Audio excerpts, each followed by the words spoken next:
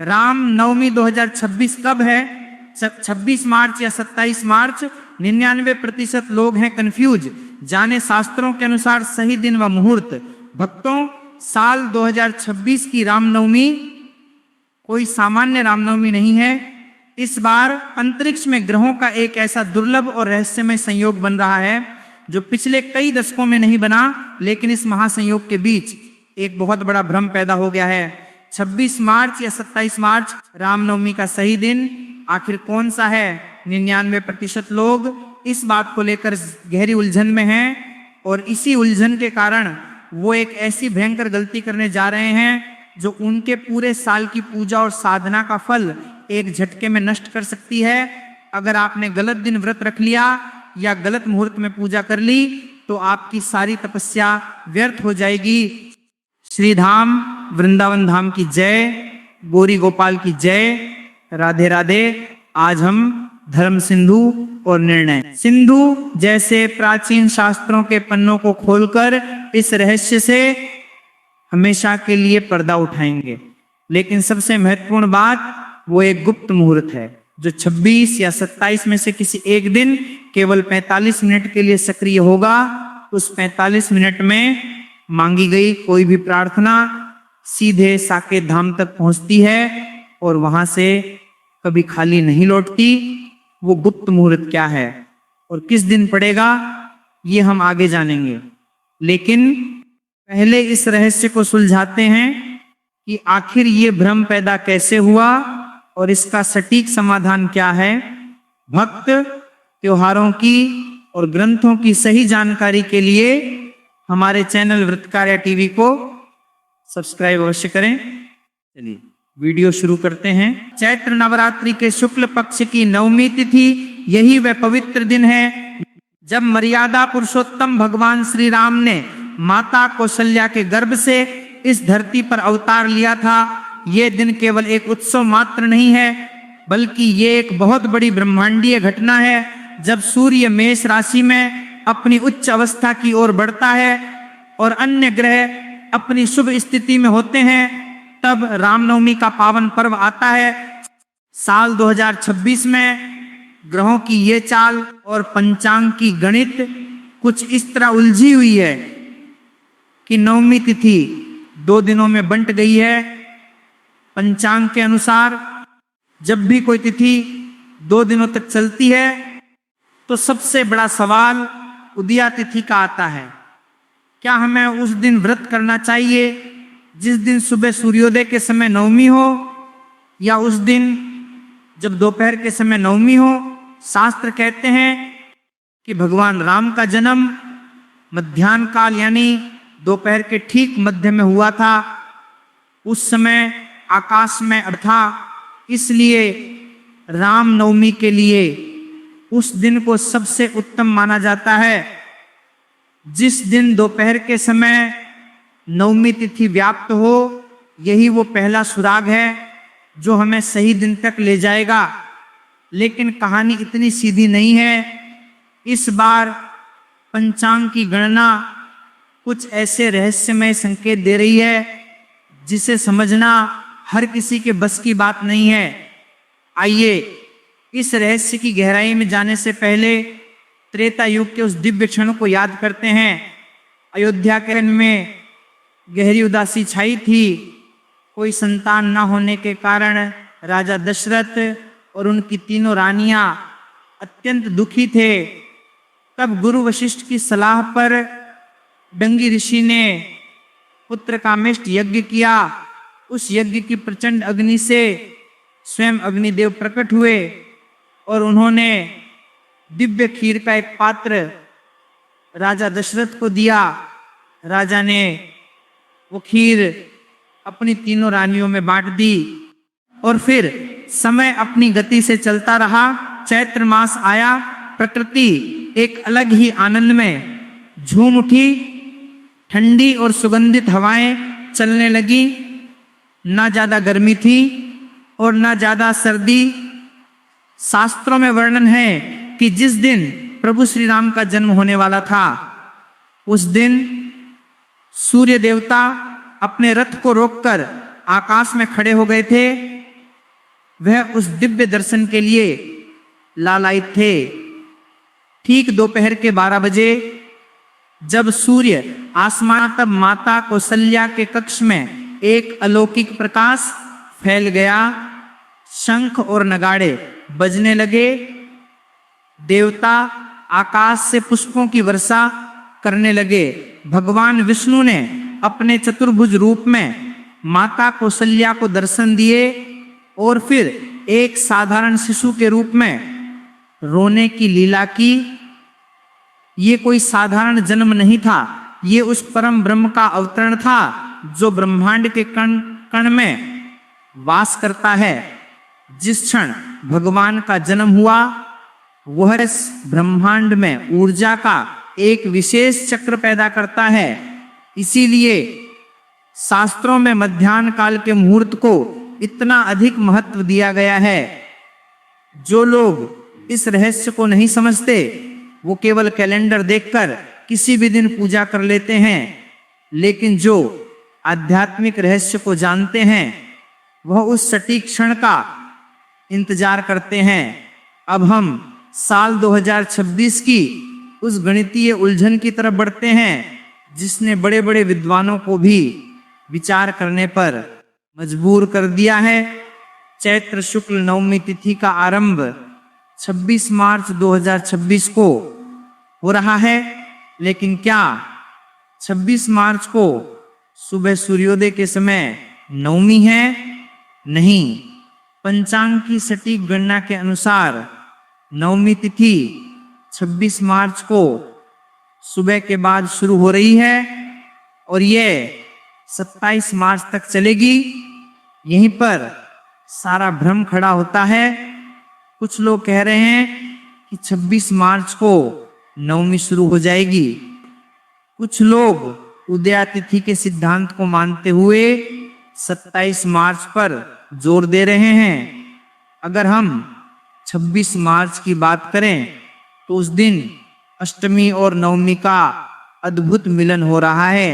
कई प्राचीन शास्त्रों में ऐसा कहा गया है कि अष्टमी से विद्या नवमी बहुत ही पुण्यदायी और शक्तिशाली होती है। लेकिन क्या भगवान राम का जन्म अष्टमी को हुआ था? बिल्कुल नहीं। उनका जन्म तो नवमी को हुआ था, जब नवमी तिथि अपने पूर्ण रूप में दोपहर के समय विद्यमान हो। वही समय सबसे शक्तिशाली होता है। अब बहुत ध्यान से सुनिए, क्योंकि यही वो जगह है जहां आप उस भयानक गलती से बच सकते हैं और आप पर एक जन्म का आप नहीं का, जिसका जिक्र मैंने शुरुआत में किया था। शास्त्रों का एक अत्यंत स्पष्ट नियम है जिसे मध्याह्न व्यापिनी नवमी कहा जाता है। इसका अर्थ यह है कि जिस दिन दोपहर के 12 बजे के आसपास नवमी तिथि हो, वही असली और वास्तविक रामनवमी है। 26 मार्च 2026 को दोपहर के समय नवमी तिथि अपनी पूरी शक्ति के साथ आकाश में मौजूद रहेगी। भले ही सुबह नवमी ना हो, लेकिन जब भगवान का जन्म समय आएगा, तब नवमी तिथि आकाश मंडल में पूरी तरह से स्थापित हो चुकी होगी। दूसरी तरफ अगर हम 27 मार्च को देखें तो उस दिन का एक अत्यंत स्पष्ट नियम है जिसे मध्याह्न व्यापिनी नवमी कहा जाता है। इसका अर्थ यह है कि जिस दिन दोपहर के 12 बजे के आसपास नवमी तिथि हो, वही असली और वास्तविक रामनवमी है। 26 मार्च 2026 को दोपहर के समय क्या वह दोपहर तक टिकेगी? यही सबसे बड़ा पेंच है। जब हम 27 मार्च की कुंडली और पंचांग का सूक्ष्म विश्लेषण करते हैं तो पता चलता है कि नवमी तिथि दोपहर होने से पहले ही समाप्त हो जाएगी।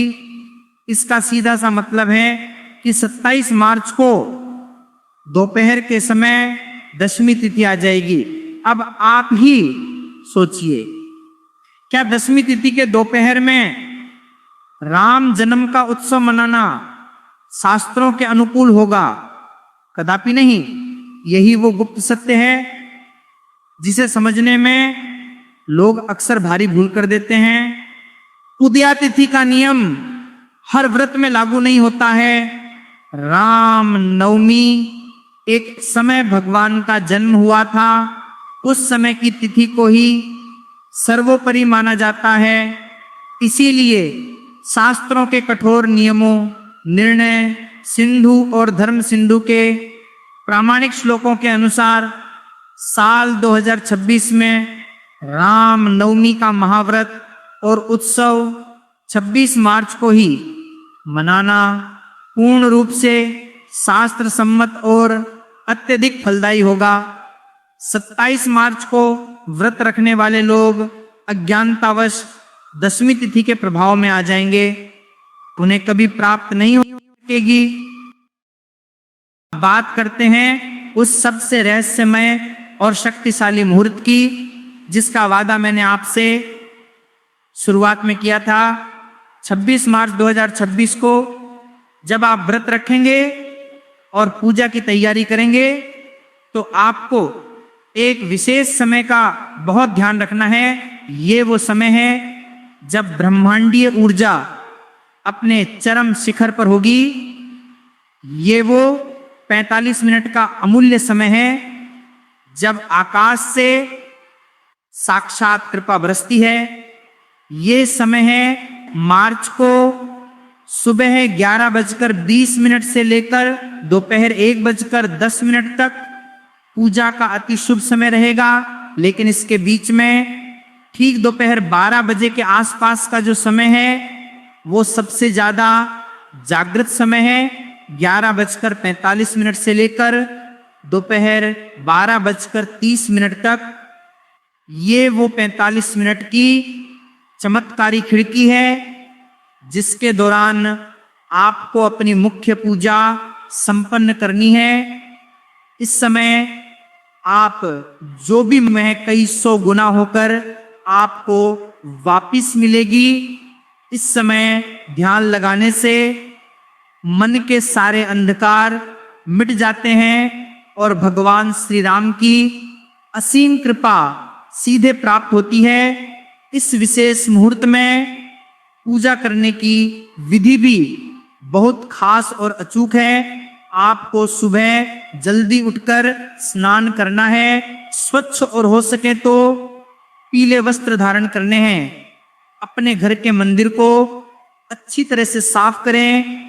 एक लकड़ी की चौकी लें पर भगवान श्री राम, माता सीता, लक्ष्मण जी और हनुमान जी की मूर्ति या तस्वीर स्थापित करें। सबसे पहले विघ्नहर्ता भगवान गणेश का आह्वान करें। उसके बाद कलश स्थापना करें। भगवान को पीले फूल, पीले वस्त्र और पीला चंदन प्रेम पूर्वक अर्पित करें। उन्हें तुलसी दल जरूर चढ़ाएं, क्योंकि तुलसी के बिना भगवान कोई भी भोग स्वीकार नहीं करते हैं। इसके बाद स्तोत्र का पाठ करें। अगर राम रक्षा स्तोत्र पढ़ना संभव ना हो तो रामचरितमानस की चौपाइयों का मधुर स्वर में गान करें।